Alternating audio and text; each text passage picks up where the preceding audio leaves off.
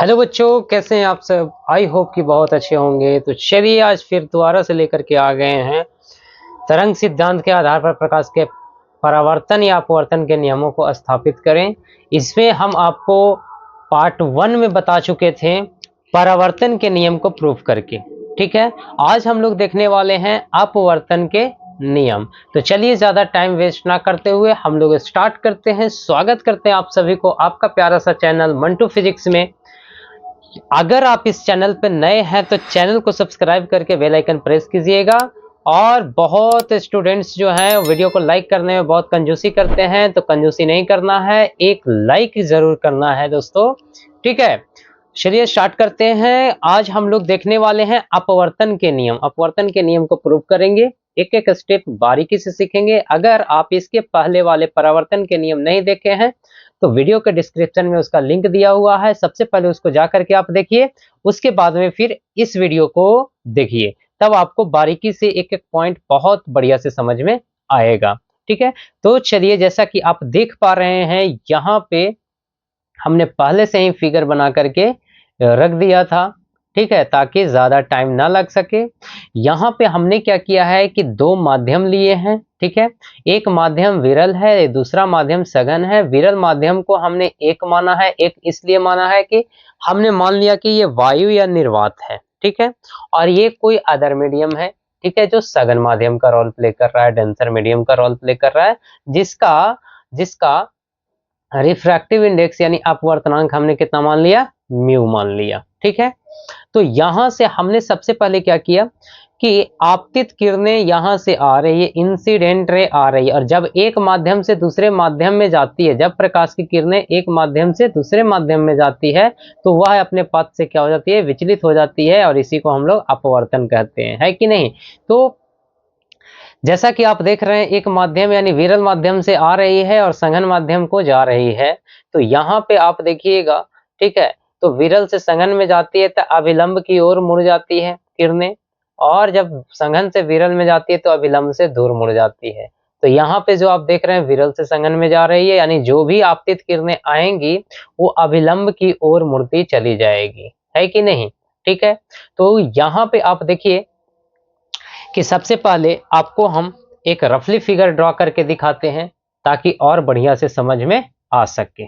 तो देखिए यहाँ पे हमने सबसे पहले एक सतह लिया जो दो माध्यम को अलग कर रहा है। यह हो गया विरल माध्यम और यह हो गया सघन माध्यम। ठीक है, रेयर मीडियम और डेंसर मीडियम, जिसका अपवर्तनांक 1 है और इसका अपवर्तनांक हमने म्यू माना है। जब विरल से सघन में आती है प्रकाश की किरणें तो यहां से प्रकाश की किरणें निकली, ठीक है, और एक माध्यम से दूसरे माध्यम में जाती है तो सबसे पहले नॉर्मल ढूंढती है, अभिलंब ढूंढती है। तो ये हो गया अभिलंब जो सतह के तल के लंबवत होता है। ठीक है, तो जब विरल से सघन में जाती है तो ये क्या करती है, अभिलंब की ओर मुड़ जाती है। अगर यह सतह नहीं होता, ठीक है, तो ये कैसे निकलता, ये प्रकाश सीधे निकल जाती, बट विरल से सघन में जाने से क्या हो जाती है, अभिलंब की ओर मुड़ जाती है। यहां से हमने लगातार 3 किरणें सेंड किया। ठीक है, एक किरणें ये जा रही है जो इस तरह से कुछ मुड़ गई, एक किरणें ये जा रही है जो कुछ इस तरह से मुड़ गई, और ये हमने फिर से दोबारा से ले लिया अभिलंब नॉर्मल इन। ठीक है, अब जो आपतित किरणें नॉर्मल के साथ अभिलंब के साथ जो कोण बनाती है वो आपतन कोण होती है, और नॉर्मल किरणें अपवर्तित किरणें जो नॉर्मल के साथ कोण बनाती है वो अपवर्तन कोण होता है, आर। क्लियर है। यहाँ पे हमने एक तरंगाग्र लिया जहां से सारे प्रकाश की किरणें उत्पन्न हो रही हैं।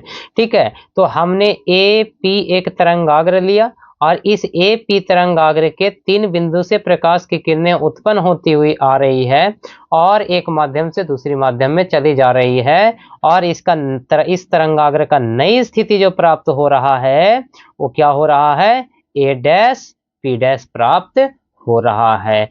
तरंगाग्र एपी से प्रकाश की किरणें जब उत्पन्न होती है तो सारे किरणें एक ही समय में उत्पन्न होती है, और जब नई स्थिति ए डैश पी डैश पे पहुंचती है तो सारी किरणें का जो समय होता है वो समान होता है। यहाँ पे हमने एक सामान्य बिंदु ले लिया Q जो के होते हुए ए डैश पी डैश तरंगाग्र के क्यू डैश बिंदु पर जाकर के मिलती है, और क्यू से लेकर के क्यू डैश तक जाने में भी हमने मान लिया कि समय कितना लगता है, टी समय लगता है। क्लियर है? तो यहाँ पे ये जो तरंगाग्र होती है वो तरंगाग्र के सतह के लंबवत, तरंगाग्र के सतह के लंबवत प्रकाश की किरणें उत्पन्न होती है, और तरंगाग्र के सतह के लंबवत ही प्रकाश की किरणें यहाँ पे आकर के पड़ती है। ठीक है, तो ये वाला तो हो गया 90 डिग्री, है कि नहीं?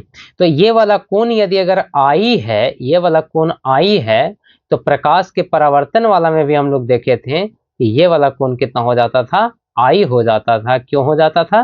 क्योंकि ये वाला पूरा कोण 90 डिग्री है, तो ये वाला हो जाएगा 90 माइनस आई।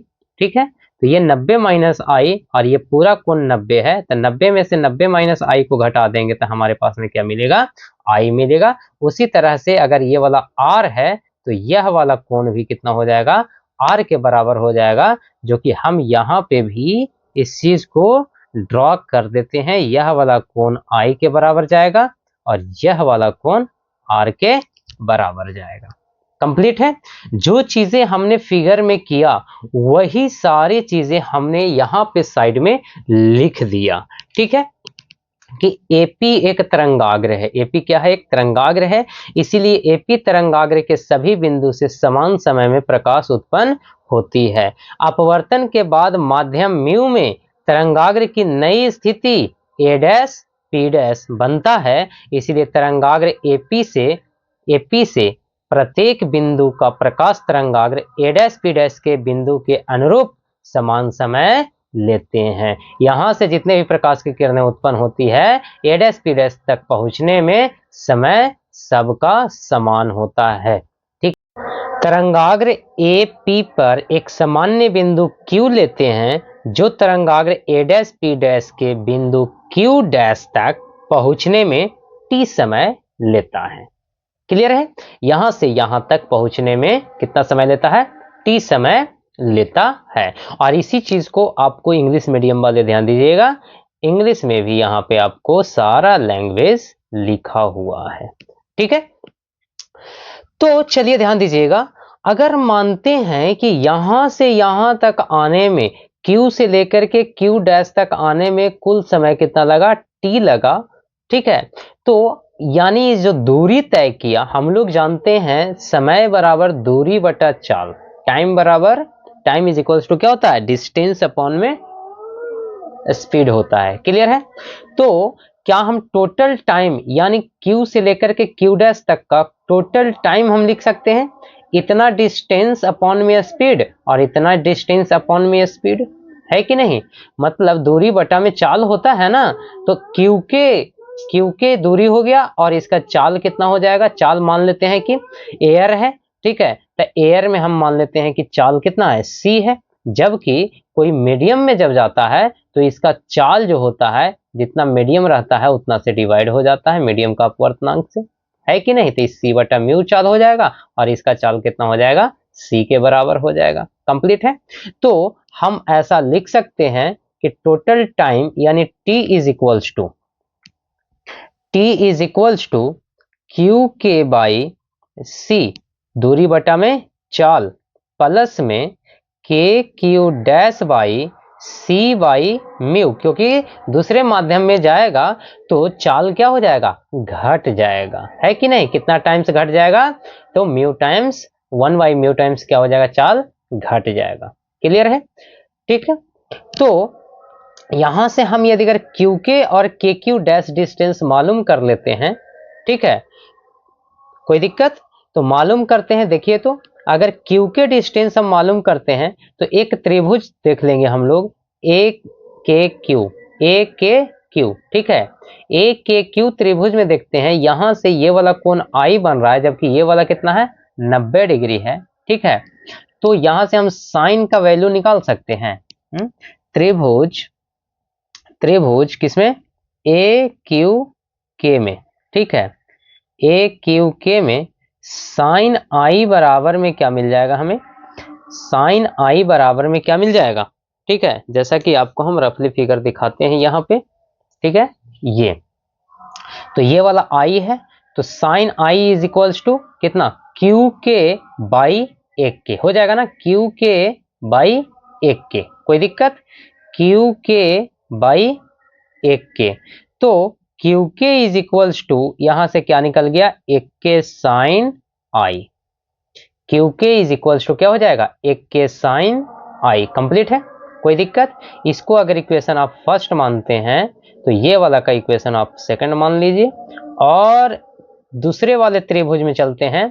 तो कौन से त्रिभुज में, पी डैश के क्यू डैश, पी डैश के क्यू डैश, ठीक है, पी डैश के क्यू डैश त्रिभुज में यदि अगर देखें तो हमें साइन आर बराबर जो मिलता है वो क्या मिलेगा, तो साइन आर बराबर यहां से क्या हो जाएगा, के क्यू डैश बाई में कितना, के पी डैश, कोई दिक्कत, और K Q dash is equals to K P dash sine R, cross multiply करके लिख सकते हैं, और इसको इक्वेशन मान लेते हैं सेकंड।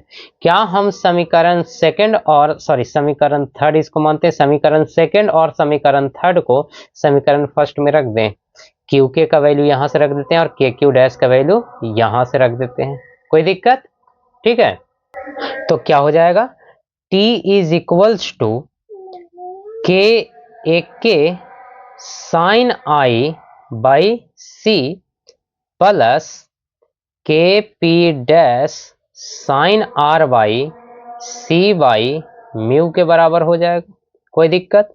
तो t इज इक्वल्स टू यहां से कर सकते हैं 1k sine I by C plus K P dash, इसको म्यू को अगर ऊपर हम भेज दें तो mu into K P dash sine R by C के बराबर चला जाएगा। तो t is equals to 1k sine I by C plus mu into K P dash को हम लोग क्या लिख सकते हैं, वो ध्यान दीजिएगा। यहां पे देख सकते हैं आप कि केपी डैश को, केपी डैश यही है ना, केपी डैश को क्या total A P dash minus A K लिख सकते हैं, A P dash minus A K, कोई दिक्कत, ठीक है। तो यहां से हम क्या कर देंगे, केपी डैश के बदले ए पी डैश माइनस ए के साइन आर बाई सी लिख सकते हैं, कोई दिक्कत, कोई दिक्कत नहीं।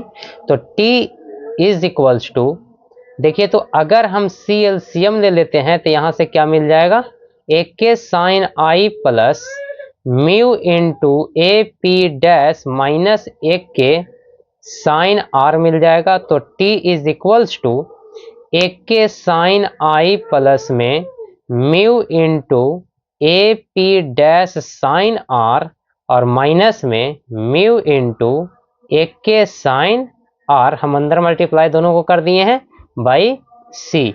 तो t is equals to 1k sine I और mu into 1k sine are को एक साइड में लेकर के आते हैं, तो 1k साइन आई माइनस में mu into 1k sine are plus में mu into A P dash sine R by C, ऐसा अलग अलग कर दे सी को, कोई दिक्कत।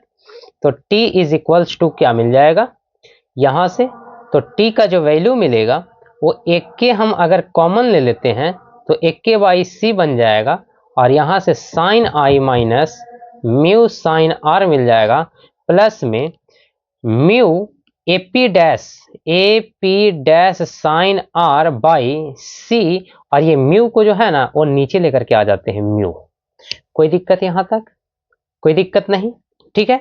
तो चलिए ध्यान दीजिएगा, इसमें ध्यान देने वाली बात यह है कि एपी डैश साइन आर को हम क्या लिख सकते हैं, तो यहां पे देखिएगा ए पी डैश अगर दूसरे त्रिभुज में यदि अगर हम चलें, कौन से त्रिभुज में, A P dash A dash, कौन से त्रिभुज में, A P dash A dash, ठीक है, त्रिभुज ए पी डैश ए डैश में यदि अगर हम देखें तो यहां से साइन आर का जो वैल्यू मिल जाएगा, साइन आर बराबर हम क्या लिख सकते हैं, ए